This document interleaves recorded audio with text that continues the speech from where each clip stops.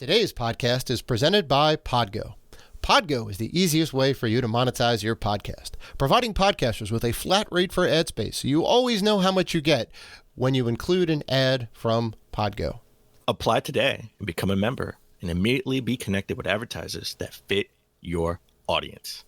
That's podgo.co at podgo.co. And be sure to add our podcast in the How Did You Hear About Podgo section of the application. Ideals like peace, freedom, and justice, they get packed up, but we can all go home. Well, I'm not going home. I'm gonna get on my boat, and I'm going upriver, and I'm going to kick that son of a bitch bison's ass so hard that the next bison wannabe is gonna feel it. Now, who wants to go home and who wants to go with me?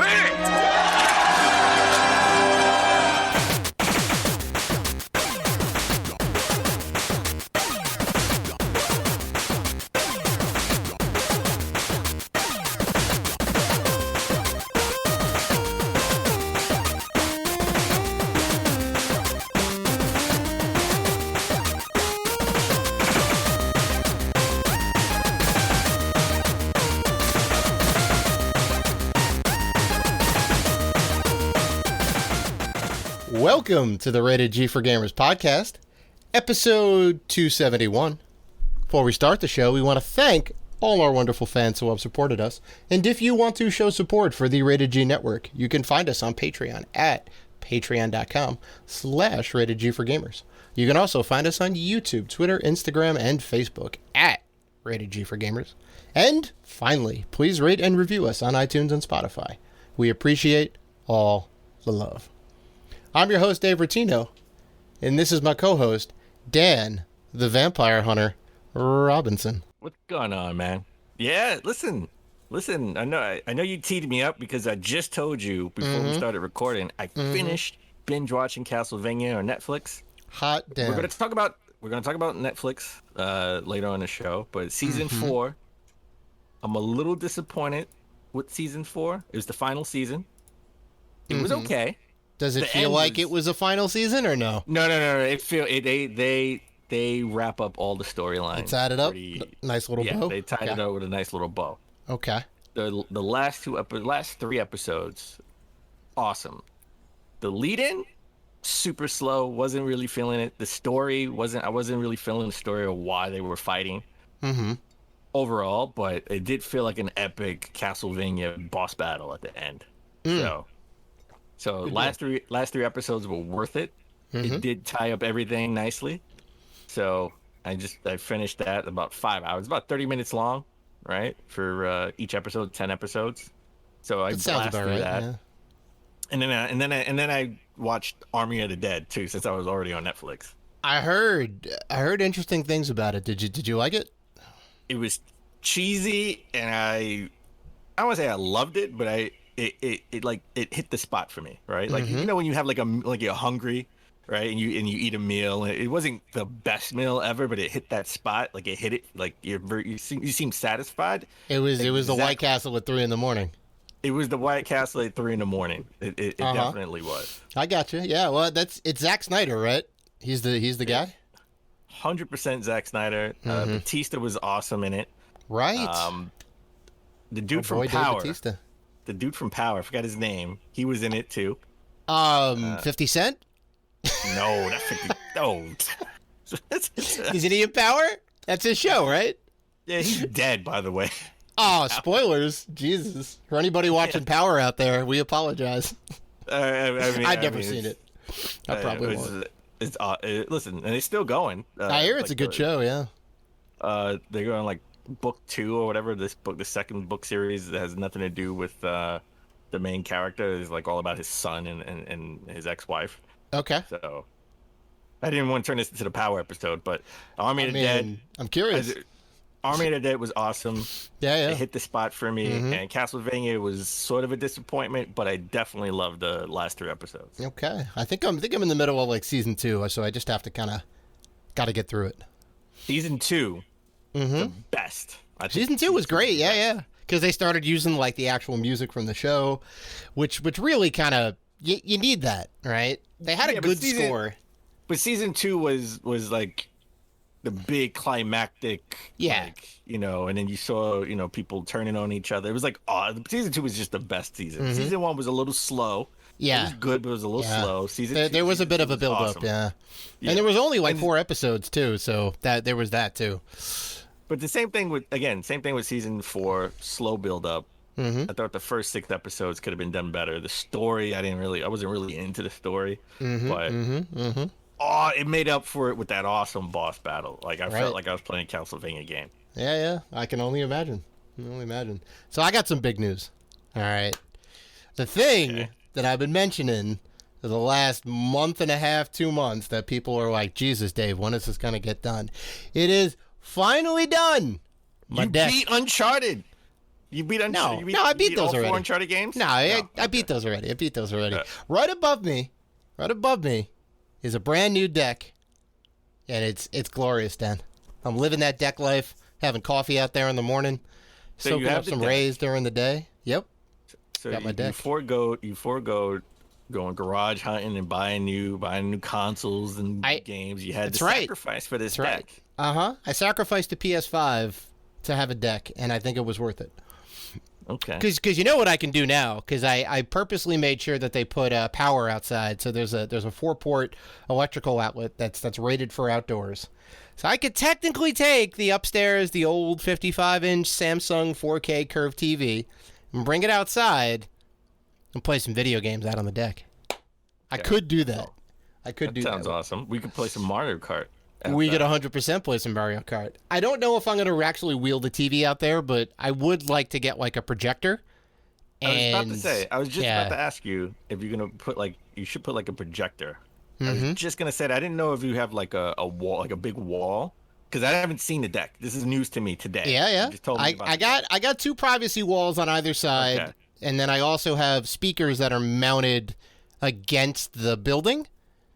So I'd have to kind of figure out, because I'd like to hook whatever the thing is up to the sound system and then use that for the audio, because otherwise you're going to get whatever the $5 tinny sound that comes out of the projector. That's awesome. Listen, I'm happy for you. I mean, if you're going to sacrifice the PS5, which I wouldn't know why you would do, and if you're going to do it, the deck or buying a home or something along those lines would make sense. So. I think it was worth it. You know, now I just kind of have to pay off the bill, which is just about done, and then slowly but surely the bank account will be back to normal, and in a couple weeks or a couple months I'll have a PS5 and everything will be right as rain. If you can find one. Goodness gracious, they're talking about 2022. Oh my God. Well, I don't know if we talked about it on the show, but I think Sony's already been working on a revision that... Well, we didn't talk about this on the show because it wasn't... it's like a $2 chip. That's the shortage, right? That everybody wants. Apple and Android have been hoarding these little $2 chips. The little integrated chips, yeah. It's something like that, and it is holding up production. So it's a rumor, but I would 100% believe it, because why would they not want to increase production yield? And the only reason that it's getting held up is that there's a chip shortage. They're looking just to redesign this little chip. It's not going to be a redesigned PS5. It will still be the same PS5. It'll be some small insides, yeah. Yeah, it's a internal thing. I mean, just like the Super Nintendo, right? The Super Nintendo had the one chip. Had the one chip in it, but you wouldn't know unless you look at the serial number at the bottom. Some people said it was better audio, but a lot of people said you can't really tell the difference. Right. So I would assume it'd be the same with this, but I do have the OG model. I would want to get the new one. This guy flexing over here. Listen, man. Listen. I still think we shit on GameStop a lot, but I think GameStop for their bundles, because without it, that's how you got it. Yeah, that's how you got it. So, all right, let's get the show back on the road. We have an awesome show this week. All right, we're going to talk about a rare Mega Man game getting a reprint, which is kind of awesome if you're a collector, and maybe not that awesome if you're Dan Robinson, because you don't want your Sega Genesis to catch on fire. potentially. We'll get into that. Yeah. And did an Xbox exec accidentally announce a new Fallout game? So we'll get into all of that, but let's begin the show with Geoff Keighley revealing that Summer Games Fest will be pretty much about 2 hours long, right? It's going to start June 10th, which is right before E3. He's doing the EA thing, going right before E3. Right. So it's going to be 2 hours, about 2 hours long, about 12 world premieres, and around 20 to 30 games will be shown throughout the show. It won't just be games. He's booked a musical act as well. The thing that I'm curious about Summer Games Fest is, will he do the thing that he always did during E3 and have the couch and have like a sit down, you know, regardless if they're sort of in attendance, which I doubt, or like sort of like, you know, picture in picture. Virtual. Yeah. So I wonder if he's going to do like a sit down thing. I mean, for 2 hours, he can't just show 30 games in 2 hours. It has to be some type right. Because of how long is like a sizzle reel or a promo video or a teaser or whatever? It's, 5 minutes. If it's in depth, maybe 10 at best. And you're going to have someone sitting there like kind of talking through it and all that. So I think you're right. He'll probably do a big comfy couch, virtual couch or whatever it is. The interesting thing is, we know Sony's not going to be at E3, but Sony's going to be at Summer Games Fest. So that's going to be super interesting to see. Are they going to show like something smaller at Summer Games Fest, and it sort of had like a state of play after E3, so all the attention could be on them? Because I can't imagine it would go before E3. That would be right. That would be right. That would be kind of ludicrous. Let everybody get their announcements. I mean, they could. Maybe like they could. I mean, they could. They could, but I think maybe you wait till if I'm Sony, I'll wait till E3 is over, right? Maybe the next week, and then have a state of play, so you have all the you have all the mind share. Right, because everyone gets all their talking points out about all the games, and then you have the zeitgeist, you have the internet for like a couple of days to do your thing, and I can only expect big news out of Sony. I can only expect big news out of all these companies, right? Everybody was, pardon the pun, holding their load since last year, because they're like, we could show this stuff, but it's not quite ready, and it's a crazy year, so we're gonna hold. And everyone's holding their cards, right? Nobody's putting their chips in. Nobody's calling. Nobody's raising. Now everyone's all in, big guns, right? Everyone's holding 4 aces. So now they're going to be like, boom, we got Halo. Boom, we got Uncharted 5. Boom, we got, whatever Nintendo's going to do. Rabbids 2, right? It's going to be all this good stuff. I wish it was Uncharted 5, but unfortunately, I don't think that's going to be the case, at least this year. Yeah. But speaking of big games, you said Halo. Mm-hmm. Not the only, that's the big game we know is coming out this year. Yep. But according to Jason Schreier, who works for Bloomberg, I totally missed that. I know he left Kotaku. I didn't know he worked at Bloomberg. Mm-hmm. He's reported that Starfield will be announced at E3 Xbox stage, and they're going to confirm a release date of late 2022. He pretty much said book it.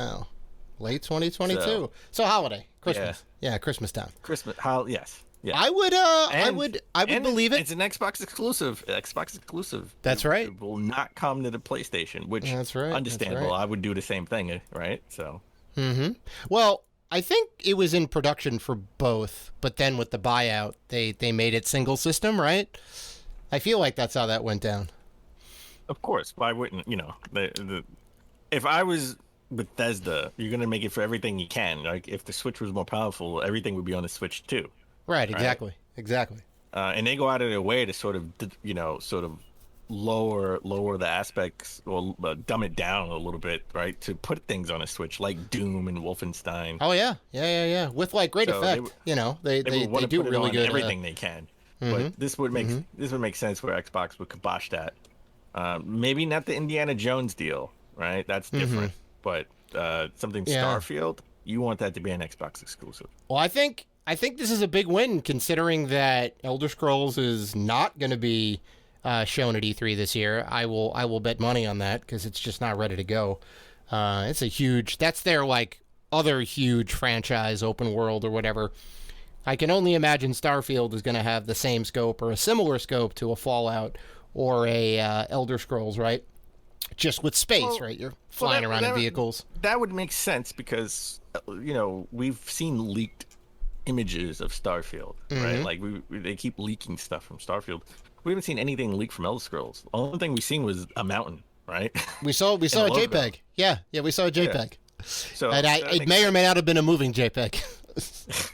Yeah, so that kind of makes sense, and I wouldn't expect to see Elder Scrolls. Yeah, that's not going to happen. Yeah. That's a 2025 game, right? Like that's. Not, I mean, that's it's kind of looking like that at this point.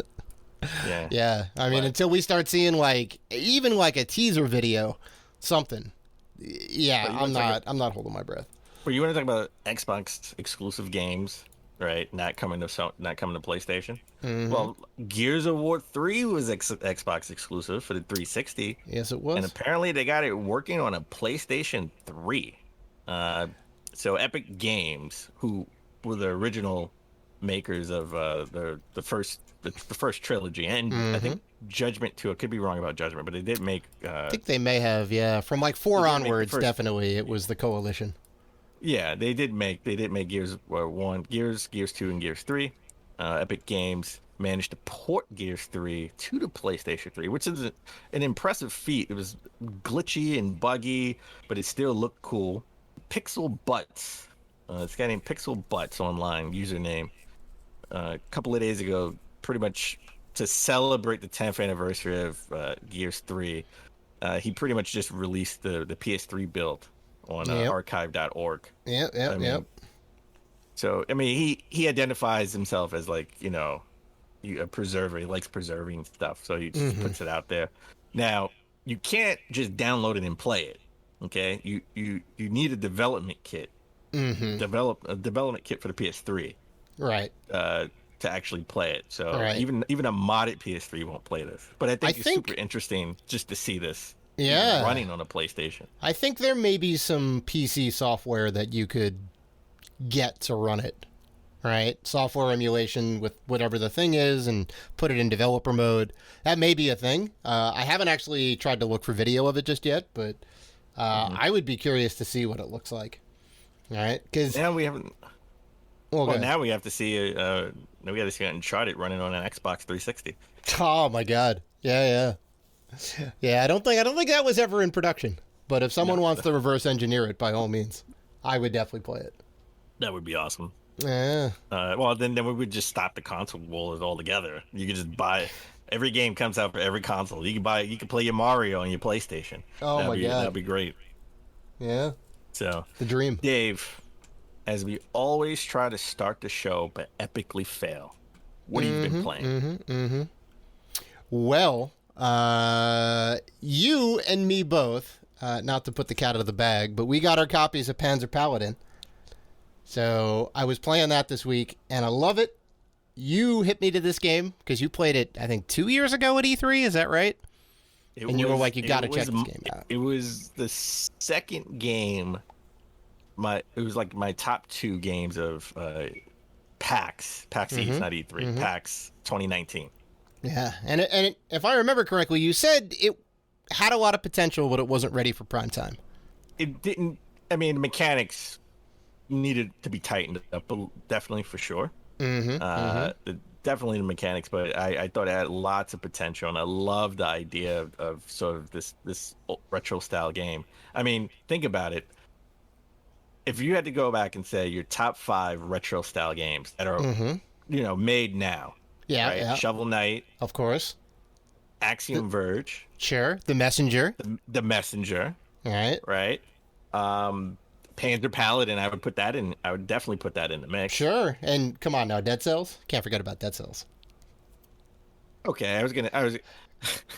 No, you can't forget about Dead Cells, Dan. Forget about Dead Cells all completely. Yeah, I know. I love that game. It's one of my top 10 games of all time. I love it. You love Dead. Well, let me ask you a question. I do. Dead Cells or Super Mario 3? Ooh. No comment. Come on, you gotta pick one. Feet to the fire. No comment. I can't. Feet to the fire. I can't. Feet to the fire. Dead I Cells. can't. No comment. No comment. Come on. No comment. Come on. Come back to me. Come back to me next week, and I'll give you an answer. You can't put me on the spot like that. Out. You can't put me on the spot like that, Dan. That's a cop out. Come on. They're both both amazing. They're both amazing. I would say Curse of the Moon instead of Bloodstained Curse of the Moon. Curse of the Moon's up there too. The both of them, both of the Bloodstained games. I will say that I love the Dead Cells soundtrack more than the Super Mario Brothers 3 soundtrack.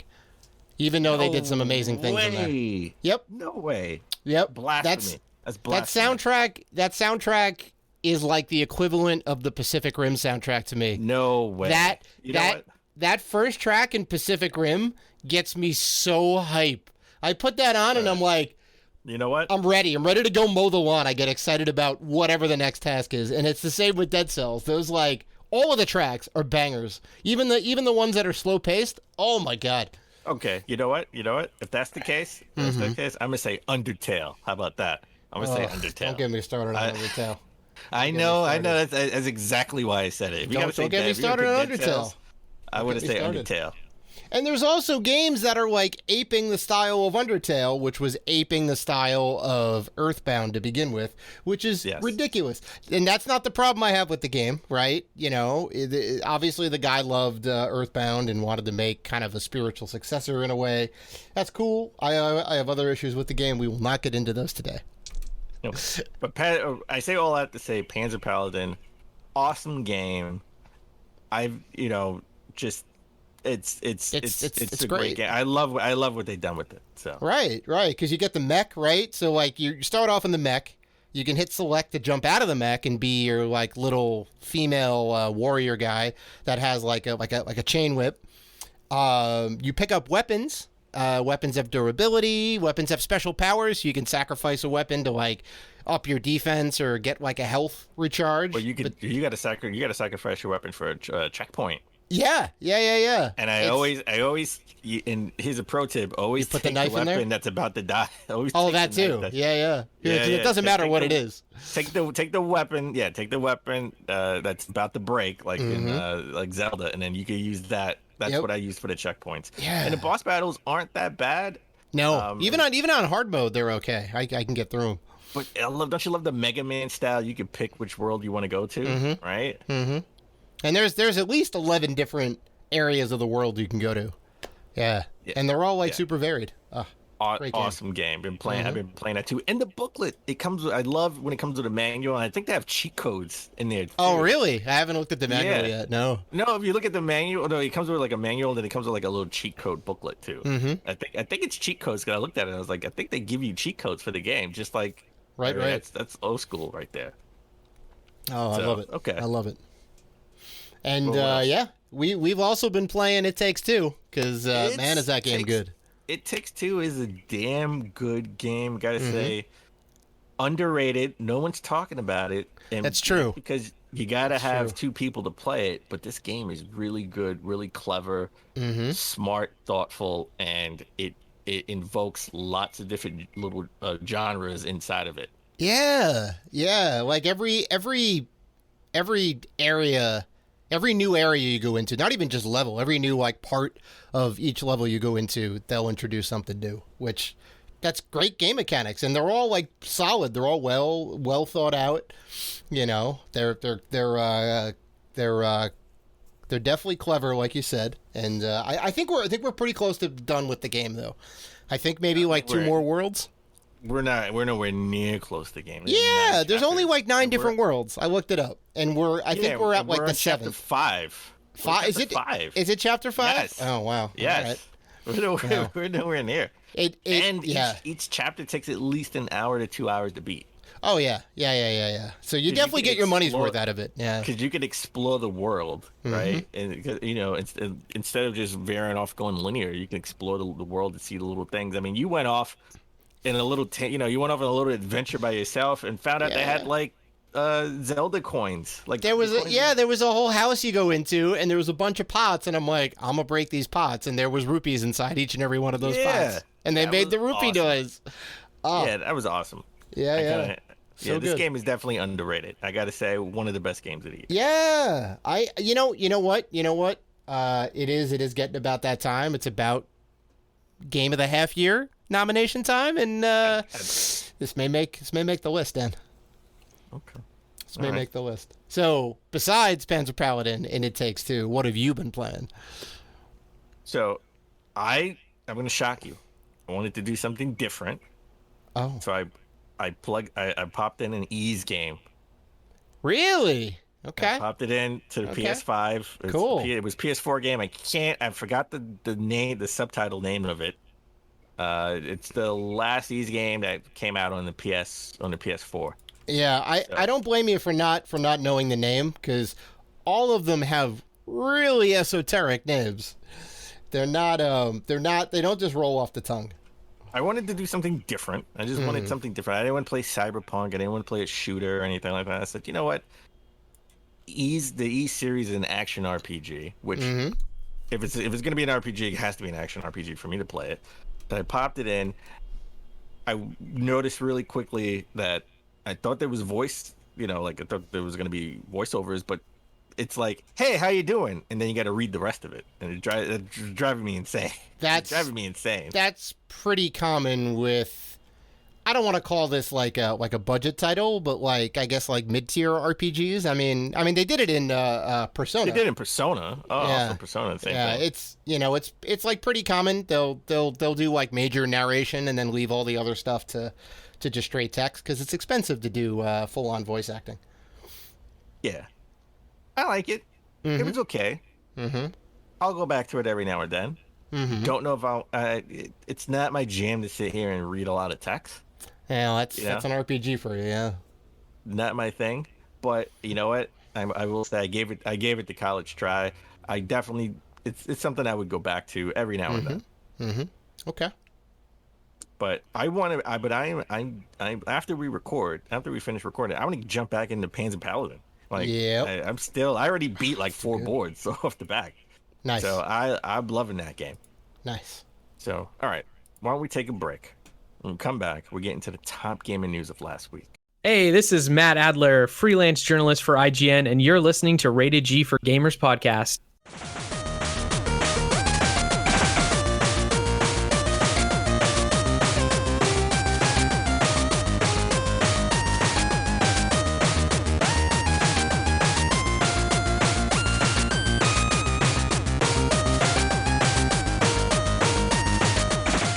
And we're back.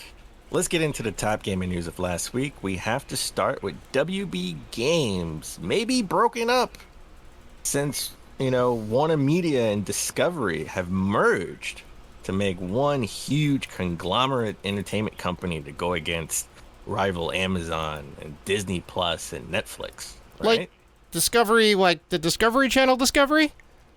Well, Discovery Channel is big. I know you don't have cable, but I don't. I do have cable, and every other commercial is Discovery Plus, where you can have all the Discovery channels, Food Network, the cooking channel, travel, all of that is all into one big network right now. And, they have brand new shows, and I love my cooking shows because I love trying new recipes and stuff. So it's something that's enticing me to actually buy it. And I love, watching the house hunters shows and stuff where they're buying a house or fix it, love it, or list it. Those type of shows. Yeah. Okay. So and that's big too. So they're looking to have unique content obviously the WB properties, all the DC movies and stuff. I thought content. I thought they had an exclusive license with HBO, but maybe that's not the case. Maybe that's not for long. Yeah, I don't know. I just assumed because I didn't see the WB content anywhere else. Well, WB Games will apparently be broken up as the parent company AT&T plans to merge with Warner Media arm with Discovery. I think they're starting a new Warner Discovery or Discovery Warner type company where AT&T will own 25 or 35% of that company, and Discovery will own the majority of that. All right. I mean, AT&T is a phone company. They don't know anything about entertainment. So this sort of works where they let other people use, they let another company merge, sort of semi-merge with another company and let them take their properties and work with it, right? and they just sit back and make money. It's an awesome proposition. I mean, I'm surprised they didn't do this earlier. I mean, and it makes sense because they were looking to sell off the games company a couple of months ago, right? They just couldn't get a good price. Right. I wonder why they would want to sell off the games division, because I thought they were profitable. Because AT&T, you know what, on this merger, you know what AT&T is making? $43 billion. That's what it is. Yeah. Okay. They probably want it like $10 billion from Microsoft to sell all their game studios. I mean, look all the studios they have. They have Rocksteady, NetherRealm, Monolith, TT Games, the real TT Games, not Telltale. Not Telltale, yeah. Avalanche Studios, WB Games Montreal, WB Games Boston, WB Games Los Angeles, WB Games San Francisco, WB Games San Diego, and something I didn't even know existed, WB Games New York. Neither did I. I didn't know half those studios existed, to be honest. All those like WB Games ones. Yeah. So what does this mean for WB Games? Well, is it still business as usual for all the games that are coming out, all the damn Batman and the Harlequin Suicide Squad game and everything else? Like, is that I would assume that's still going on without a hitch. So far, no. There's been no announcements of what effect this short-term effect will have. But they did say they do want to integrate the game studios in more interesting ways. Right? What does that entail going forward? Who knows? Right? I mean, just off the top of my head, you're going to want to take some of the characters in your games and create maybe TV shows and movies that are exclusive to like their streaming service, because that's really what they're in this for. They really want to create a streaming service with original content like Netflix and Amazon. But what property from... What property that's not a Warner Brothers property, i.e. a DC comic property? Mortal Kombat. They've had that though. They've had Mortal Kombat games. Like they've had the license for that. Yeah, but I didn't say games. I said TV shows. They want to take those IPs and maybe do what Sony wants to do. Sony's looking into making TV shows and movies with their IP. They could be looking to do the same thing with the IPs they have with these video game companies. You've got one viable Mortal Kombat. Yeah, sure. I would love to see a Mortal Kombat TV series, expand it out from the movie. Add some new stuff in there. But I other than that, I don't know. It feels a little weird. All the DC games, all the DC characters you have, you can do something with that. But they are already though. WB11, the CW has all the teen drama superhero movies, and then we have WB's just cranking out all the Zack Snyder stuff. I don't think we're at a loss. And now it will DC be content. Exclusive to Discovery Plus. Are you not listening? Now it will be exclusive to Discovery Plus. They want to take those characters. Maybe a Martian Manhunter who doesn't have a TV show, and make a TV show, an interesting TV show that's not on WB, not on HBO, but on Discovery Plus now. So they're gonna make me pay. They're gonna make me pay $15 just to see the Martian Manhunter TV show. God damn it, Discovery. Yeah. God damn it, Discovery. I'm curious to see what actually comes out of this. If there's now going to be a new streaming service on the block, I don't know. We got Amazon Prime, right? We got Hulu, we got Netflix, Disney Plus, and HBO Max, right? Those are like the big five, and maybe like the CBS Paramount thing. I guess if you want to throw that in the mix. The Paramount thing is big because you have Star Trek. You had Twilight Zone. Yeah. They just canceled Twilight Zone. I still want to see it. And the Jordan Peele one? That's the Jordan Peele one, yeah. After 2 seasons, it's going down. But the Star Trek. I'm a big Star Trek fan too. Star Wars over Star Trek, though. Sorry. Star Wars over Star Trek. Yeah, I'm with you there. Yeah. If you're into any of the NCIS shows like I am, they're terrible. They have those streaming on those. Hawaii Five-0. I mean, I like what Paramount has to offer, right? So I'm into those shows. All right, so you have six major streaming networks. Not to mention once you get everything, then it equals up what your cable bill was. Oh, more than that. More than that. Yeah, it's you know, it's crazy. You gotta find what you like, you know, pick and choose out of those services. And But yeah, bringing it back to this, I think it's all about you have some options, right? When you're looking, you have maybe studios and writers that are looking to do something. Now you have options, right, to pick from. You can maybe pick a lesser known character and prop them up, maybe from the Mortal Kombat world, maybe from the DC world, maybe you know, I don't know, maybe a lesser known game that Rocksteady's made a long time ago that no one cares about right now, but they can make an interesting story out of it. And we didn't even know it was a video game. Half the movies out there you didn't even know were a comic book, right? Yeah, that's you know, that's definitely true. You know, that's definitely true. There's a lot of things that you can do with this, and this is big. Or they could just take the lazy way out and say, you know what, we partner with Microsoft to put all the games on Xbox on Games Pass day one. You know what they could? Well, that'd be amazing. You know what they could make into a movie? They could make Urban Chaos. I was gonna say it, but I didn't know if you knew what Urban Chaos was. I haven't heard about Urban Chaos in so long. It's the only game that doesn't involve Batman or the upcoming Suicide Squad. There you go. You wouldn't even know it was a video game. They would have made an awesome TV show about Urban Chaos. I don't know how awesome a TV show about Urban Chaos would be. Come on, you didn't know how awesome a movie would be with Guardians of the Galaxy, but it turned out to be fantastic. So same thing. Well, I didn't know they existed. Oh, I knew they existed. I was down. Yeah. Oh, I knew they existed. I had the comic book when I was a kid and the trading cards. Right. So, I didn't know it would be an awesome movie though, right? So same thing. Urban Chaos. You didn't know that was the movie. It's a TV show you didn't know you loved, right? Yeah. I'm gonna probably pass on that when it comes out, because now we're just willing it into existence. They're gonna have to make. Now we're just listen. They should be paying me. I could put this all together for them. I'm telling you that was a freebie. Oh my god! You got to pay for the next advice. Yeah, I don't think they're gonna be taking that advice, sadly. Come on, $43 billion. They can't spare $1 billion just for my advice. I mean, they could. You do it. No, I'm just saying they could. It's not like they couldn't, but they won't. Come on. Just one. Okay, $500 million.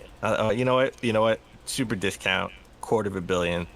You know. Don't sell yourself short, Dan. No. You demand a high price for your expertise and knowledge. Don't dilute. Don't dilute what you're worth. My advice usually runs about $5 billion, but I'll give him a discount. $5 billion. All right. I'll give him a discount, $250 million. I'll take a quarter of it. All right. There you go. Maybe I should take my advice to Netflix.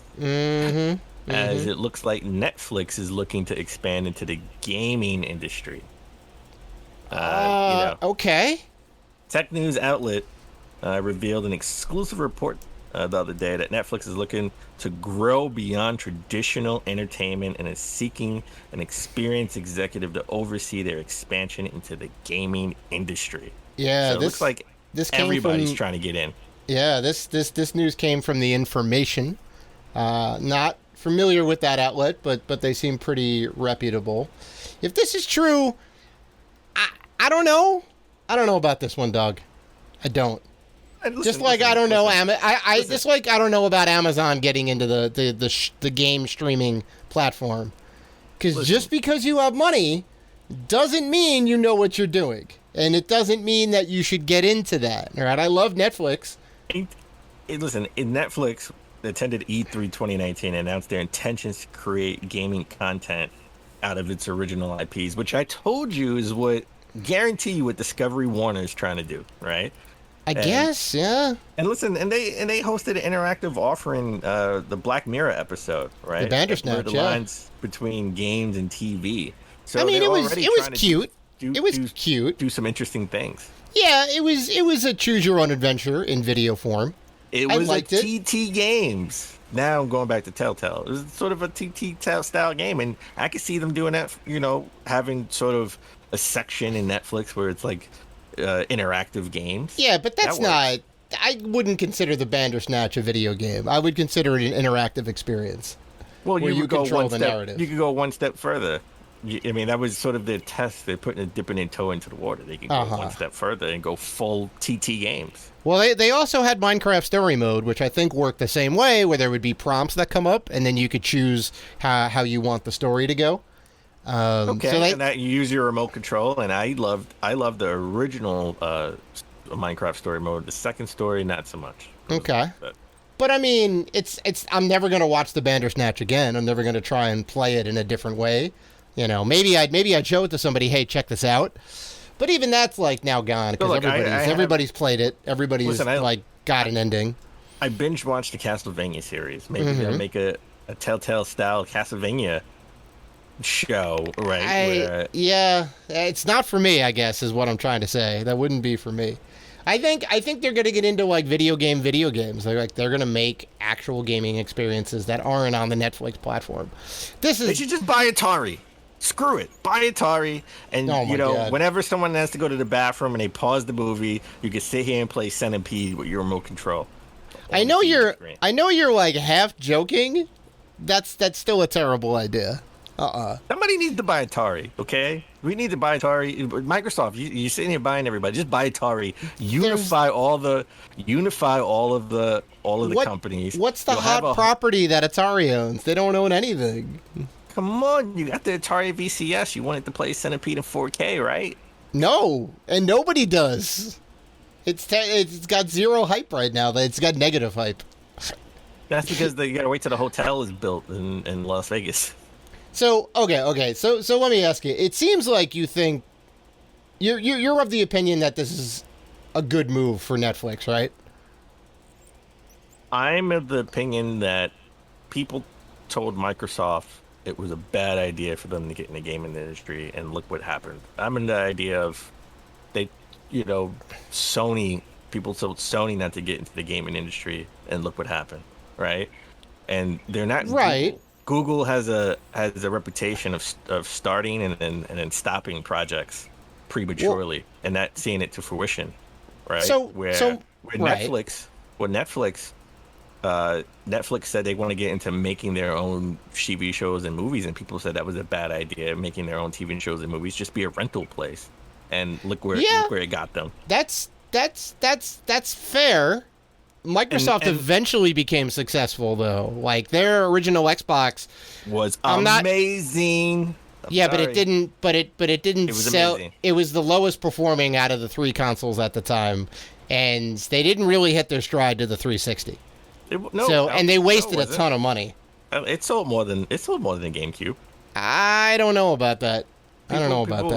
And everyone was down on the system at the time. Like the general sentiment was, oh my God, Microsoft is basically putting a PC out there and pretending it's a console, which it was. It was off the shelf PC. Yeah, that was like maybe in the beginning, but after the second. Well, but that's what I'm saying though. Like the first console, they really are. They kind of muscled their way in, and they made it. Don't get me wrong, they made it. And I'm not saying anything about the console in particular. I'm just saying the general sentiment and how they did it took them 5 years to get, or 6 years to get to the first 360, and then they blew up. After the first year and a half, people liked the Xbox. They respected the Xbox.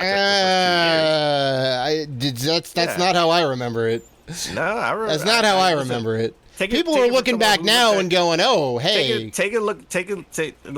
Listen to someone who habitually. I go back and listen to those TV shows. Right. Like EP Live and Adam Sessler and all G4. I go back. I binge watch those on a daily basis. Okay. Right.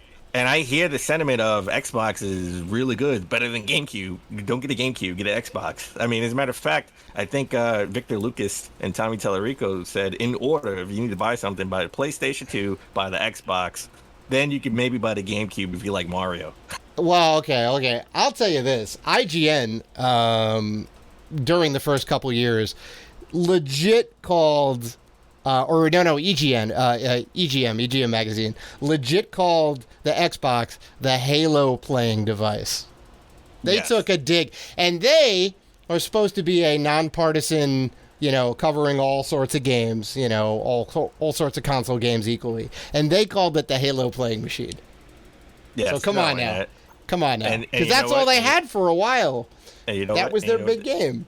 And the GameCube was the Mario playing machine. And the Zelda playing machine, and the Metroid playing machine, and the Resident Evil, and the Beautiful Joe, and the Pikmin. I can go on. Well, the Resident Evil, I give you. I give they had a ton of exclusives. But then they came to the PS2. Yeah, and it never came to the Xbox though. And it was supposed to be a GameCube exclusive. It legit says exclusively on GameCube. You know what did come to the Xbox? Well, what's that? Voodoo Vince? Voodoo Vince, baby. Yeah. And Metal Gear Solid 2. Metal Gear Solid 2, 2 eventually did come to the Xbox.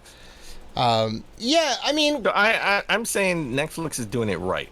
Like they want to get into the gaming space. They're not. They want to. They're going to E3, right? Well, they went to E3, right? Yeah. So they're going to where gamers in the game industry is, and they want to hire executives from the gaming industry to come in, right? So they want to hire people and listen to them.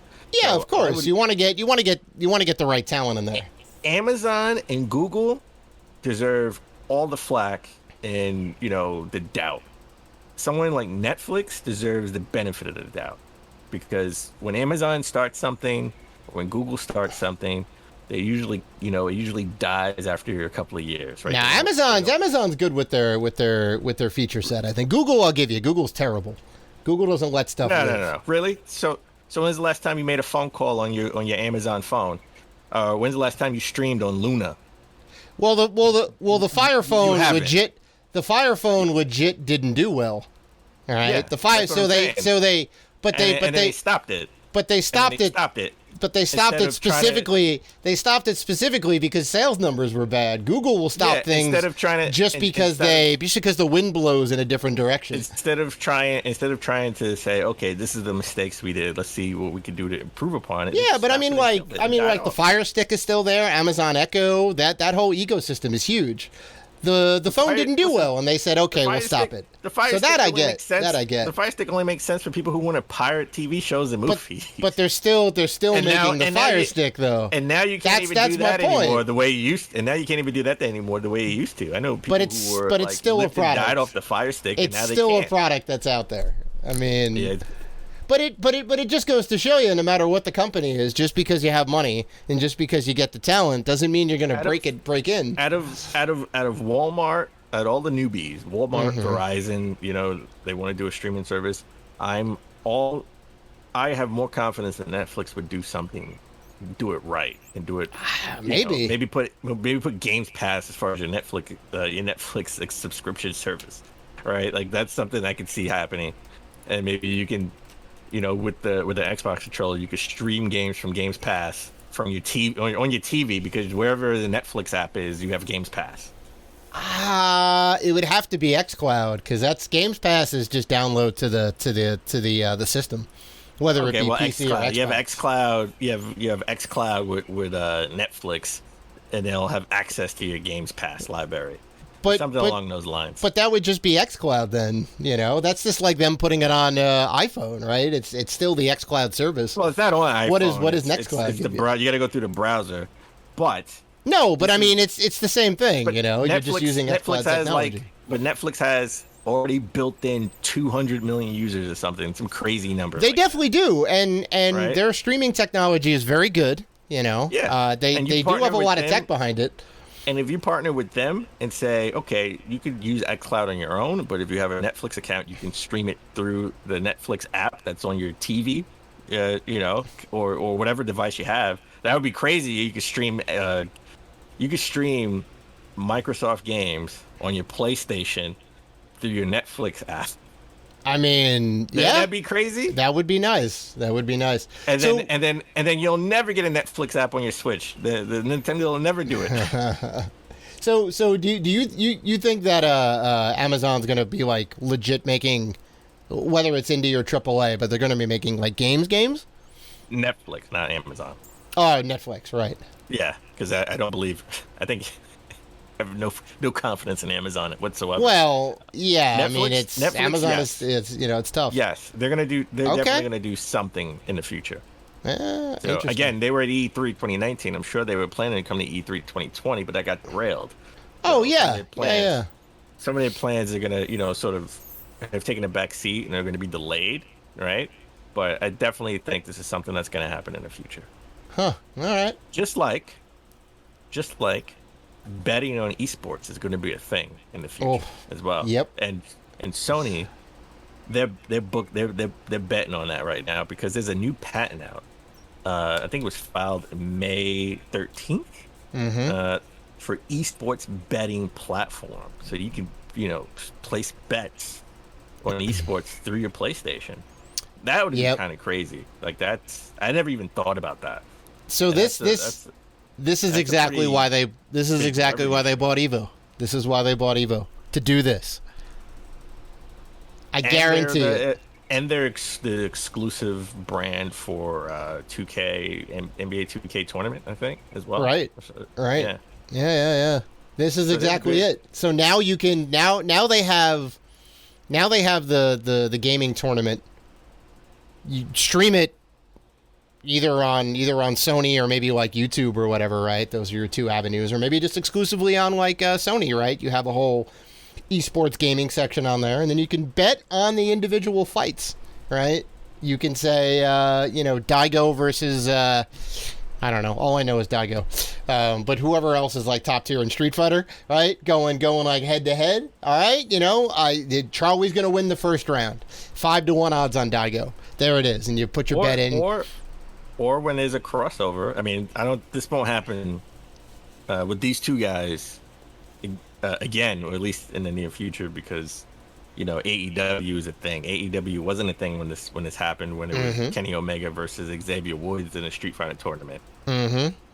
I mean, Kenny Omega was the big indie guy, like he was on the indie scene, and it was like this big thing about him versus Xavier Woods, and he destroyed. He beat Xavier Woods, by the way. Wow, yeah. The Street Fighter tournament.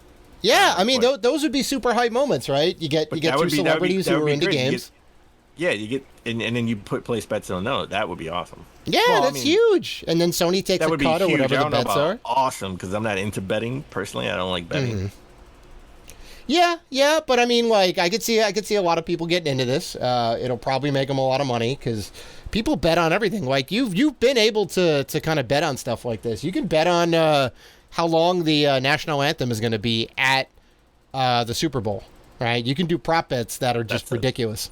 That's a thing? I didn't even know that was a thing. You can bet on the color of the dress or the outfit that the singer is going to wear during the halftime show, what songs they're going to play. The sky's the limit. Sky's the limit. They're betting on the dress that the person's going to wear? Okay. All right. They can, and they also have odds on it. The thing that I would be concerned about is, how do you regulate it? Right? How do you make sure that people aren't taking a flop?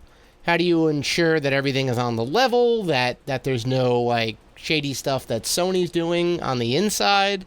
I was taking it from a different level. I was taking it about, from a ethics, standpoint, like, kids betting, placing bets. Like, how's that going to work? That's right? The other thing too. You need to lock it down and make sure that it's difficult. You need a credit card, you need to verify whatever it is, to make sure that if a kid does get in there to do it, that they did some nefarious stuff and stole their parents' credit cards had to jump through some hoops to get there. I want to know how, like, online websites do it. Like, how does an online website... Because in New York, you can't bet online, but they're about to pass a law where you can. Right? I mean, that's trying to get pushed through. So how do you stop a 13-year-old kid who wants to bet on the Super Bowl from an online website? Like, how does that work? I mean, I think it would be the same precautions that they do, right? Yeah, and I think if you end up winning enough money, just like in a casino, if you win over $1,000, you got to show ID, you got to sign some papers, like it's a whole big thing, and you get taxed on that money. So if you're under 18 or 21, it's 21 to gamble. I think it's 21 to gamble.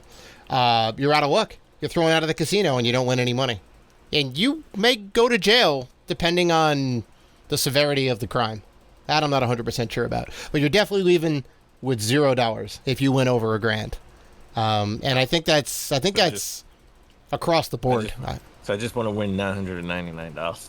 Yeah. Well, I think you can win. I want to give $1 away to somebody. Say, you know what? I don't want $1,000. Give me $999.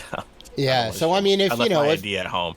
yeah, if you end up making big bets and whatever, like, but you're right, it's hard to stop somebody from going online. You could be, you know, a 5-year-old kid and know how to use a computer, go on to make a Facebook account, even though you're supposed to be 13 and older, you know, and they have all the warnings and the whatever and the things you got to click through. So stuff like that can happen. You know, I just, you know, yeah, you gotta. It's a delicate system, but I'm curious to see how it goes down.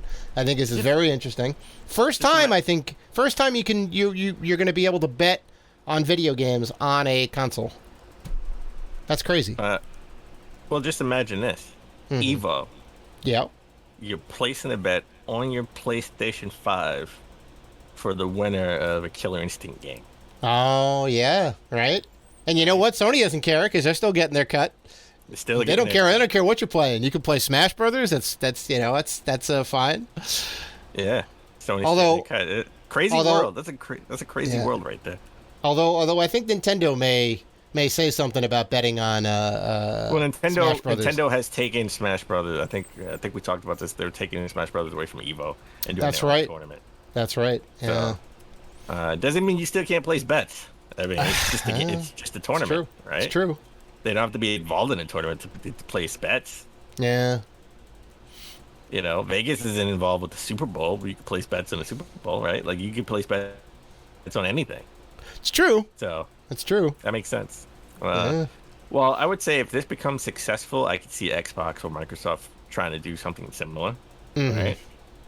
But let's talk about games. I don't want to talk about betting.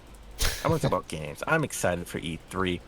They already said Sony has about 25 exclusive games in development, active development right now. And we mentioned all the studios that Microsoft has. If every studio was in active development with one major game, that's 23 games right there exclusive to Microsoft. So and actually Dan Becker, he's a Xbox executor for gaming services, spoke about some up-and-coming projects, including some new IPs, and he maybe accidentally name-dropped Fallout. Oops. Being a game in active development. Oops. So, now, Fallout 4 came out when? Fallout 5. Fallout 4. Came out. Oh, you mean 76. Yeah. Fallout 4, we're never going to talk about Fallout 76. Fallout 4 came out in, 2015, 2014? I believe 2015, yeah. 2015. So that would be about 6 years, right, from Fallout 4. Yeah. What would you want to see in a new Fallout game? Is it, are they working potentially? Would you want to see a Fallout 5, or would you want to see a spin-off? Or what would you want to see if the Fallout logo was on something at E3? You know what I really want to see? And we talked about this a little offline, and you actually got it in my head. The thing to do is remake 1 and 2. You can do it in 3D. I'm fine with that. But remake 1 and 2, and I'll be over the moon. The Fallout HD collection. The Fallout HD collection, like, they have not done. The only thing that came out, and it wasn't really by Bethesda in any way, or like Interplay or Black Isle, who are the original developers and publishers, but you can get it on GOG, and they have better resolutions and widescreen and some small quality of life things, but it's still super buggy.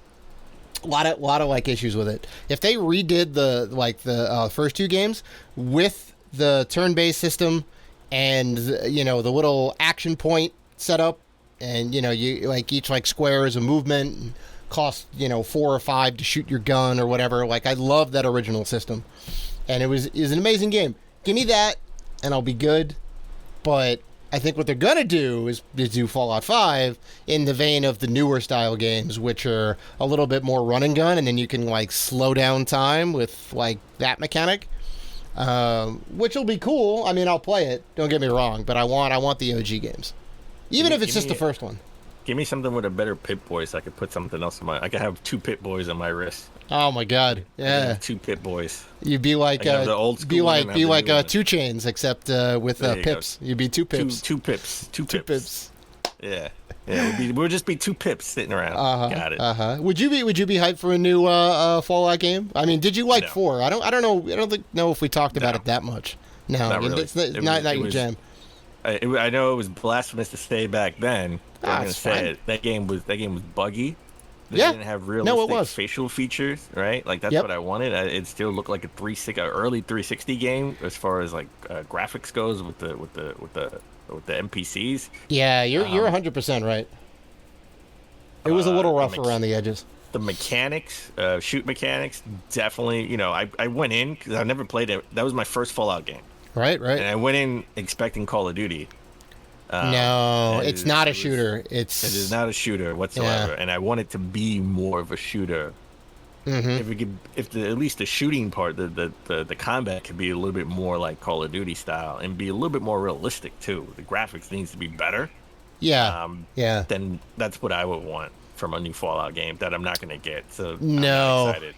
Because that's. I think that's turning a dial a little too far to the right. Like they kind of hit a happy medium between first-person shooter and like traditional RPG or Western RPG. They kind of hit the middle ground on it. And I guess you want it all the way to the right. I want it all the way to the left. And fans are happy with it in the middle, but yeah, not us. No, I'm okay. I'm not excited for it. So what if they like just did like I guess they could do like they could do a spin-off in the Fallout universe because they have done this before. They did Fallout. It was terrible, by the way. It was on the PS2. It wasn't Tactics. Fallout Nuclear or something or whatever. But it was like a top-down. It was a top-down run and gun in the Fallout universe. You could play as like one of 3 characters. It didn't do well, but it shows that they were willing to like kind of experiment a little bit. So there's a possibility. The only Fallout game I really loved was Fallout Shelter. Fallout Shelter. Game. Yeah. Mm-hmm. Mm-hmm. That was kind of fun. That was kind of fun. That was really fun. Mm-hmm. But a game I am excited for is the new, well, not the new Zelda game, but Legend of Zelda Twilight Princess. No, not Twilight Princess. Skyward Sword. I don't know why I played Princess on the brain. Skyward Sword HD coming out July 16th with a new amiibo. I love the amiibo. I'm always excited about amiibo. The Loftwing amiibo. Mm-hmm. A little bit more pricey than most amiibos. Most amiibos about $14. This is going to be about $25. Mm-hmm. It's slightly bigger though, I think, right? Isn't it a little slightly bit bigger? Yeah. It's not going to be. I don't think it's going to be Pikachu size big because that Pikachu is huge. The biggest solid amiibo that I have in at least my collection. The biggest amiibo I have in my collection is the Yoshi, the huge Yoshi one that was a Toys R Us exclusive. Which is super expensive now if you want to buy it. But so this amiibo will have functionality to it, and it will be the only amiibo you could use in the game. That was in the fine print. But you can be able to travel between the surface and the sky. Yep, you can get a little fast travel option. Yeah. So if you're in the middle of a dungeon, which I heard the dungeons are long, you could fast travel to the village and replenish your weapons and then go back into the dungeon. Yeah, so it's sort of like it's sort of like a cheat code. It's a nice little convenience thing. It's cool that they added functionality to it because some of the amiibos do, some of them don't. It all depends on like what it is. I like when they add a little bit more value to it, as long as it's not egregious. Not like they're locking a big feature behind there. I think you can still play the game without it. The thing that you didn't mention is that people are a little up in arms over this. The internet is taking up the pitchforks. 1, because of the price. 2, because of the feature that's locked behind the amiibo. I guess it's those 2 big things. It'll cost you about $85 for both, right? Right. And then if you throw in the extra controllers in with it too, that's another like $80 on top of that if you want the whole set. I agree but those are optional. I agree with the outrage regarding the price. Okay? It's a little high. So the price for a game that came out in 2011 and the only thing it's 10 years old. For a little put a little, they it's an HD game, and they changed sort of the play mechanics because it's not waggle controls. Yeah, no waggle tech. $50, right? Make it $50. The amiibo, $20. I can see the amiibo is a little bit bigger than the normal amiibos, and it does have functionality. $19.99. Don't 25 and 60. I think is a little bit too steep. So the price wise, I can understand. Now the functionality of the amiibo, that being up in arms, I honestly say, when you well, listen, this is sort of like rated G after dark right now, right? Because I'm in the dark. Oh my god. So we're gonna go we'll go a little R rated right now. Listen, people bitched and moaned and complained when amiibo didn't do anything, but now the amiibo does something. Now the people are bitching and moaning and complaining. You can't make anybody happy. Well, you don't have to buy the amiibo, okay? No, you definitely don't. This is a 1-to-1 game with the original, with the exception of waggle controls. So, you could play the game the way, they wanted you to play it, 10 years ago. As far as just, not the waggle controls, but the game itself. Fast travel it's an easy mode for people like me who don't have the time to sit here and finish a dungeon and worry about inventory. I just want to go in and go out. So yeah, I mean the thing that I'll add on to that is that it doesn't remove a feature from the game or pull something out, and I don't think it's that egregious.